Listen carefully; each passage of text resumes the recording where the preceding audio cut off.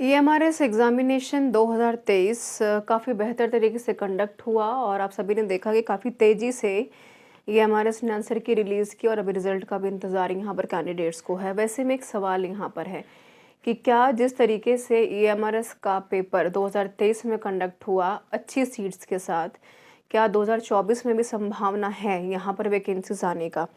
तो थोड़ा सा अनुमान अगर हम लगा करके देखें तो आप सबको पता होगा कि पहले ईएमआरएस जो है यहाँ पर काफ़ी चर्चा का विषय रहा सीतारमन जी द्वारा भी, जहाँ पर ट्राइबल स्कूलों को कहीं न कहीं थोड़ा सा और रिकॉग्नाइज करने की बात रखी गई।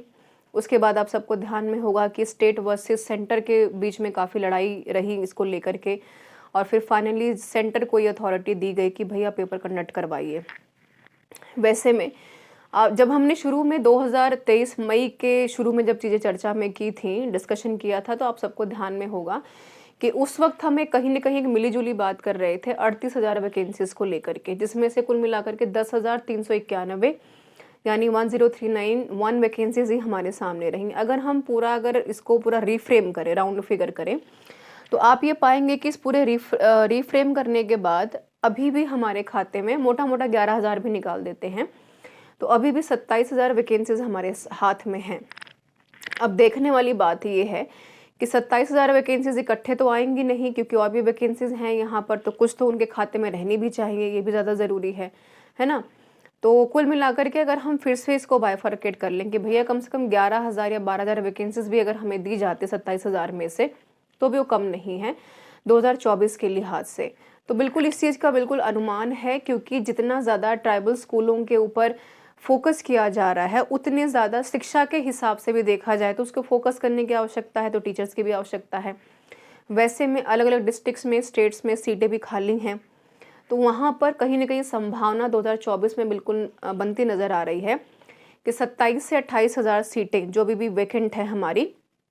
और आप सबको मैं एक चीज़ और बता दूँ इसमें इंटरप्ट करते हुए, कि जो 10,000 प्लस की वैकेंसी 2023 में भी हमारी रही, ऐसा बिल्कुल आवश्यक नहीं है कि सीटें भरे ही।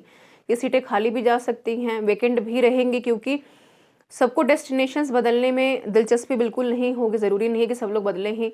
दूसरा, यहाँ पर जिस हिसाब का पेपर था, उस हिसाब के पेपर से आप ये काफ़ी हद तक समझ पा रहे होंगे कि ईएमआरएस की अपनी एक डिमांड क्या है, वो पेपर का जो पैटर्न है वो कैसा सेट कर रहा है, तो डिफ़िकल्टी लेवल बढ़ेगा ही बढ़ेगा आगे जाकर के, आसान नहीं होगा।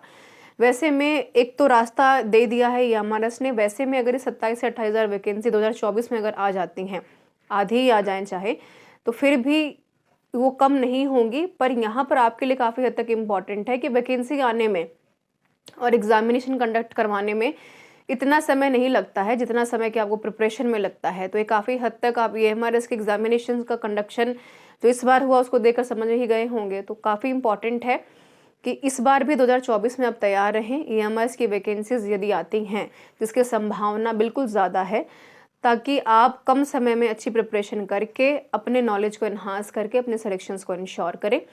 बिल्कुल उम्मीद करते हैं कि कम से कम सेंट्रल गवर्नमेंट की तरफ से इतना इनिशिएटिव तो लिया ही जाए कैंडिडेट्स के लिए। This is all about the session. Thank you so much everyone. और एक चीज़ जाते जाते बता दूँ आपको कि DSSB का जो हमारा टेस्ट सीरीज़ और मॉक टेस्ट है, वो बीट द कॉम्पिटिशन ऐप, जिसका लिंक टेलीग्राम चैनल का भी लिंक दोनों अवेलेबल है डिस्क्रिप्शन बॉक्स में, तो वहाँ से जाकर के आप देख पाएंगे और जुड़ पाएंगे टेलीग्राम से भी, और डाउनलोड कर पाएंगे सारे test series and mock test. This is all about this session. Thank you so much for being with me.